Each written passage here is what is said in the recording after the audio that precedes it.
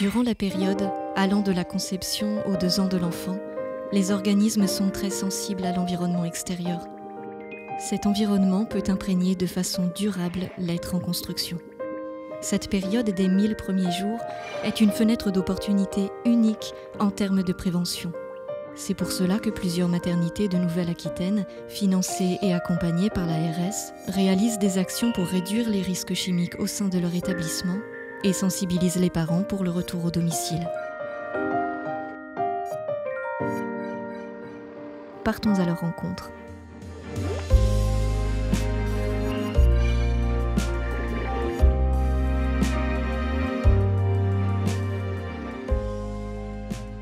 Au centre hospitalier d'Arcachon, on est dans un environnement qui respire la nature.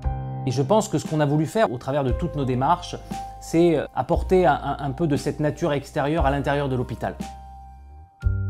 Or, on s'aperçoit qu'il n'y a pas que la maladie et la souffrance à l'hôpital. Il y a aussi la maternité, et la maternité, ce sont bien souvent et bien heureusement des jours heureux. C'est l'occasion de rencontrer tous les enfants qui naissent, et c'est l'occasion de leur transmettre des messages de santé publique à eux, à leurs familles et à nos professionnels de santé. On souhaite véritablement s'investir dans ces démarches de santé publique. Nous avons travaillé sur le contenu et la composition du petit déjeuner en supprimant tous les emballages individuels, de ce fait donc diminuant les plastiques, tous les conservateurs, les produits sucrés. On a choisi de proposer aux mamans d'avoir une corbeille de fruits pour tout le séjour, donc des fruits frais, fruits secs et oléagineux. De leur dire, ben voilà, on peut grignoter autre chose que des choses sucrées. Celles qui sont déjà sensibles au sujet sont vraiment ravies d'avoir ce dont elles ont besoin. Celles qui découvrent un petit peu ces fruits vont peut-être moins y toucher, mais voilà, nous, on a passé le message.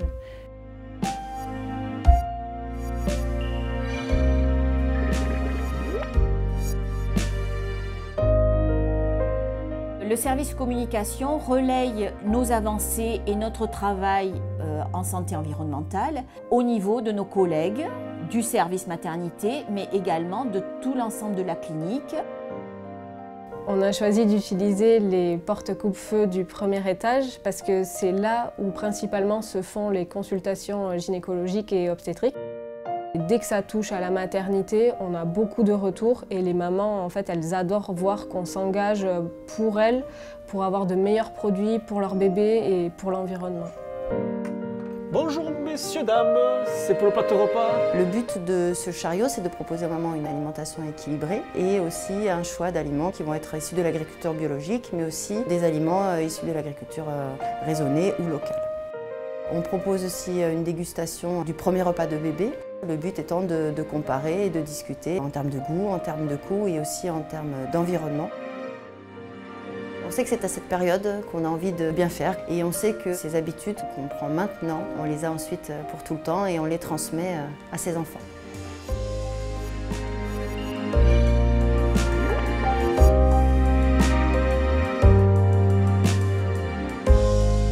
On a démarré sur le plan régional santé-environnement et puis l'ARS nous a soutenus. Ça nous a amené vraiment à réfléchir sur qu'est-ce qui est utile finalement, de quoi un bébé a-t-il vraiment besoin. Donc aujourd'hui on a globalement 2 produits, le gel lavant et une huile éventuellement si la peau du bébé est très sèche. Pour les soins du cordon, on fait un lavage simplement à l'eau et au savon que l'on rince bien et que l'on sèche. On s'est équipé d'un appareil de désinfection des sondes endovaginales à base de peroxyde d'hydrogène et de chaleur, donc un cycle court, ça dure 7 minutes. On a réussi à diminuer l'impact environnemental. En deuxième recette, on va faire une lessive soi-même. Ces ateliers hors les murs sont proposés du coup en dehors des locaux de l'hôpital, donc c'est nous qui nous déplaçons sur les aires d'accueil pour les gens du voyage, parce que c'est des fois des populations qui viennent plus difficilement sur l'hôpital et encore moins pour de la prévention. Dans un premier temps, le contenu il a été adapté aux personnes gens du voyage, donc avec beaucoup plus d'images, moins d'écrits. Quand on vient vers elles, je pense qu'elles adhèrent plus, elles entendent plus et le message passe au mieux.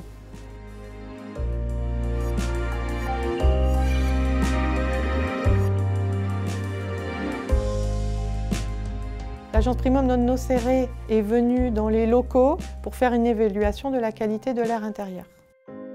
Même si on est contraint par l'architecture déjà existante, il y a quand même des gestes qu'on peut faire quotidiennement. C'est par exemple aérer régulièrement au moins 15 minutes par jour chaque pièce, vérifier régulièrement aussi les VMC, limiter le stockage des produits dans les locaux.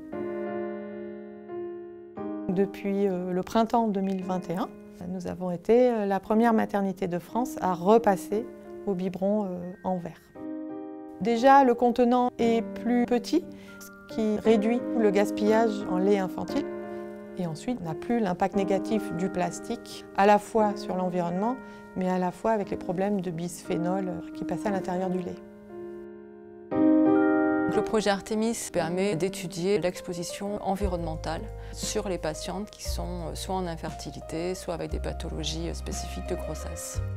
Ce n'est pas fait pour rechercher la cause de leurs problèmes, mais c'est plutôt pour optimiser le futur.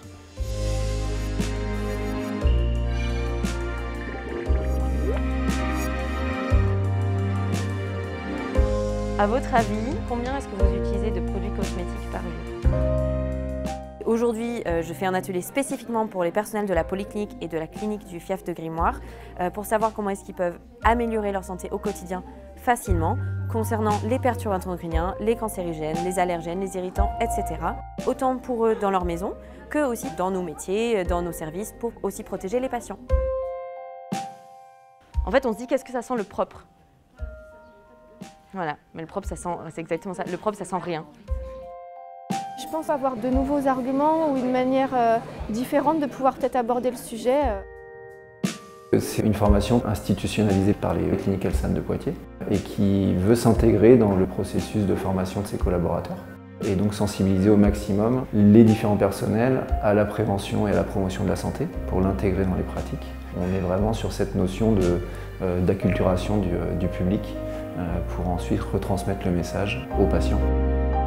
On est toutes dans cette démarche et comme on a de plus en plus de professionnels qui sont formés, de plus en plus sont mobilisables quand on a des questionnements. Et en fait, le questionnement devient naturel dans l'équipe. Voilà, maintenant, la réflexion d'éco-conception des soins, elle est rentrée. On se pose toujours la question, est-ce que c'est vraiment nécessaire? Est-ce que je ne peux pas trouver une autre alternative plus saine?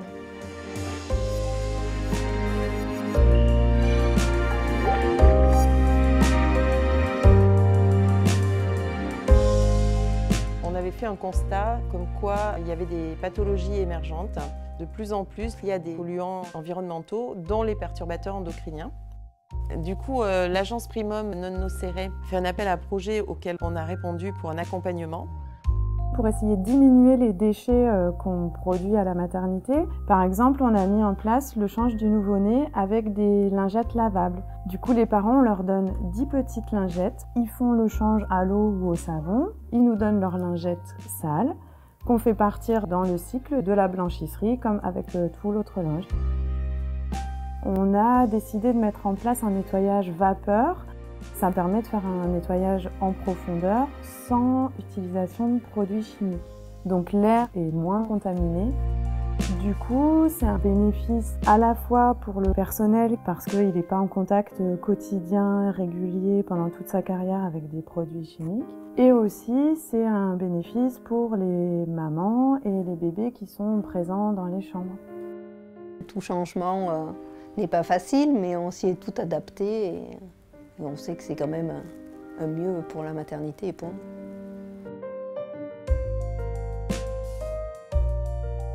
Au départ, on se disait qu'on n'y arriverait jamais ou que ça allait être trop compliqué. Et puis 4 ans plus tard, on se rend compte qu'on a fait plein de choses en fait.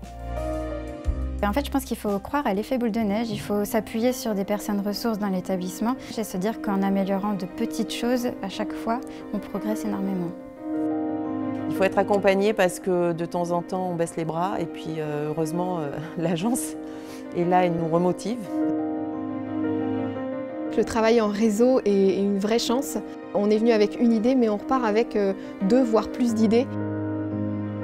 À partir du moment où on a accès à ces connaissances sur l'impact des perturbateurs endocriniens dans cette période des 1000 jours, on ne peut plus faire comme si on ne savait pas.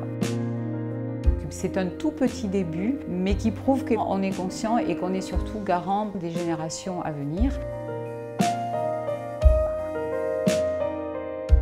Pour un bon départ dans la vie, changeons nos gestes au quotidien.